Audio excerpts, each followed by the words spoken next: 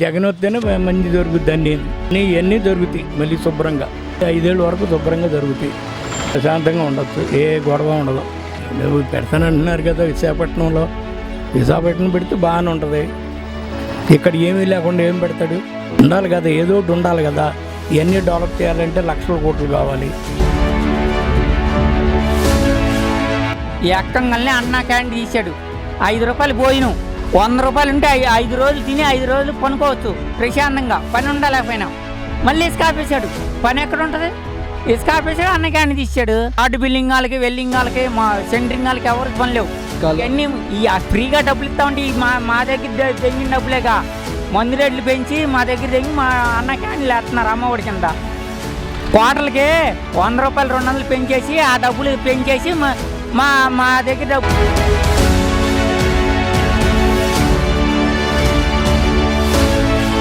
నమస్తే అన్న.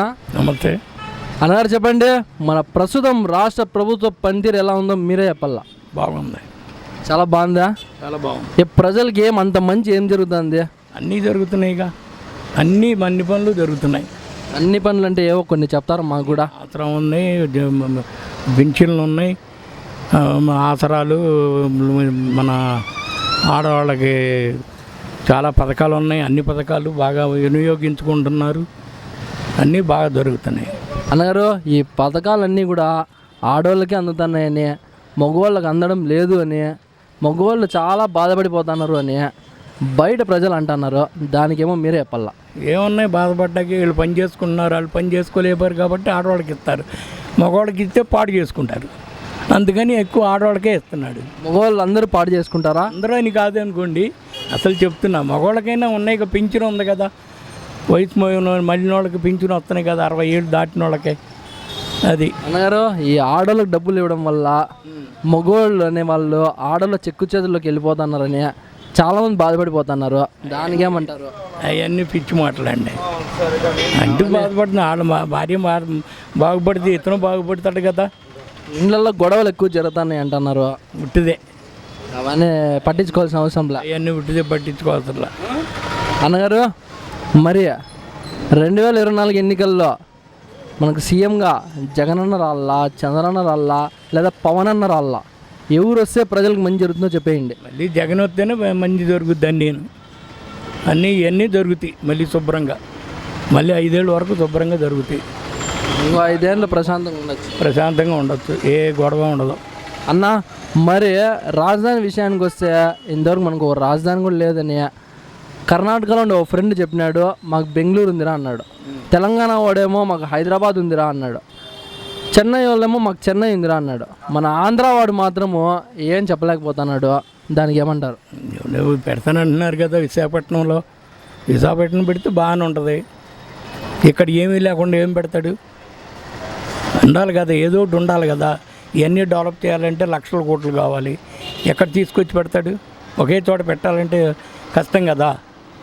అన్న, ఆల్రెడీ డెవలప్ అయ్యిండే దాన్ని మీరేంది డెవలప్ చేసేది?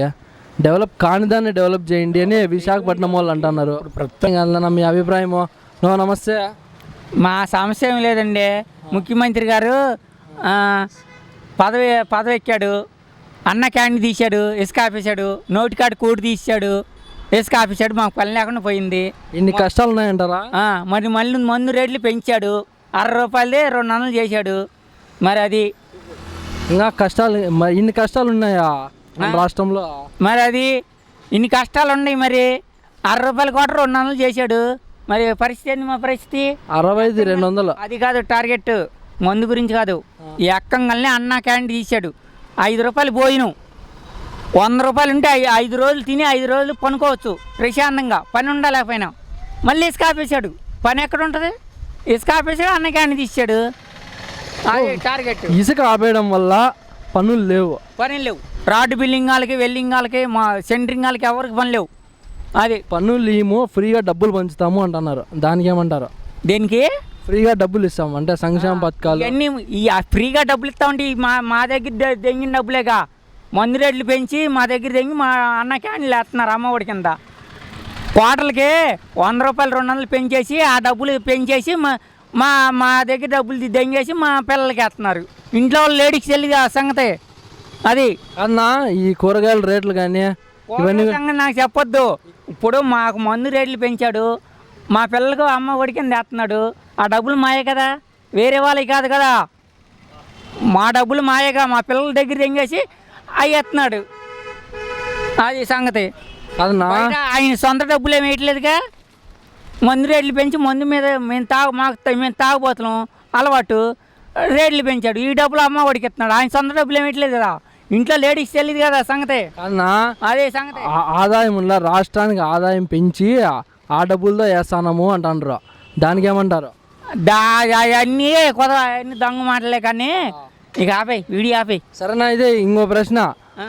మా ఊర్లో ఊరేది మా ఊరు చెప్తాను. కర్ణాటక వాడేమో మాకు బెంగళూరు ఉందిరా అన్నాడు, తమిళనాడు వాళ్ళేమో మాకు చెన్నై ఉందిరా అన్నాడు, తెలంగాణ వాడేమో మాకు హైదరాబాద్ ఉందిరా అన్నాడు. మరి నాకు ఏం చెప్పాలో అర్థం కాల, దానికి నువ్వేమైనా సమాధానం చెప్పగలుగుతావా? అది నీకు చెబితే నీకు నచ్చినట్టు చెప్పుకో, నేనేం చెప్పను సమాధానం. ఆంధ్ర వాడు ఏం చెప్పగలుగుతాడు? ఏం చెప్పాలి ఆంధ్ర వాడు? అది నీ ఇష్టం, నేను చెప్పలేను దానికి సమాధానం. నీకు ఎలా కావాలంటే అలా అలంగా చెప్పుకోవాలి నువ్వు. నేనేం చెప్పను ఇక దానికి. మీరేంటి ఏం చెప్తారు దానికి? దానికి నేనేం చెప్పలేను. అమరావతి చెప్తావా, విశాఖపట్నం చెప్తావా, ఏం చెప్తావు?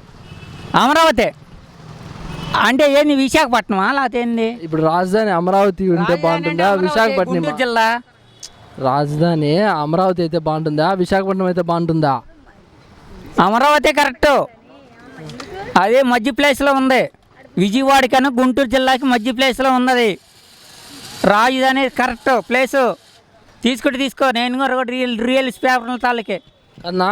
మన ఎమ్మెల్యే కొడాలి నానన్న పనితీరు ఎట్లుందినా? కొడాలని పనితీరు ఆయన పనితీరు అంటే ఇక ఆయన్ని చెప్పలేను కానీ ఏమాయన బయట వాళ్ళు ఏం చెప్తారంటే బూతులు అంటే నానన్న అని చెప్తున్నారు. మరి ఏమంటారు దానికి? ఆయన గురించి అయితే నేను మాట్లాడు, వేరేదైతే మాట్లాడతాం. పోనీ నెక్స్ట్ టైం నానన్న గెలుస్తాడా గుడివాళ్ళలో? ఏమో జాతకంలో అదే ఉందంట, జగన్ గెలుస్తాడంట, నాని గారికి ఎవరు గెలుస్తారంట, జాతకంలో రాసి ఉందంట. మరి పైదాయి వల్ల మేమేం చెప్పలేము ఇక. మరి జాతకంలో జగన్ నాని గారు గెలుస్తారంట నెక్స్ట్ టైంలో. నాకు తెలిసిన వాడికి చెబుతున్నా, నేను ఖచ్చితంగా చెప్పలేను. సరే అన్నా. మరి పవన్ కళ్యాణ్ ఇప్పుడు గుడివాళ్ళలో ఎవరు గెలవాల 4 సార్లు, ఆయనకి ఎదులేరు నాని గారికి. 4 సార్లు వెళ్తే మాటల విషయం ఏంది ఇది?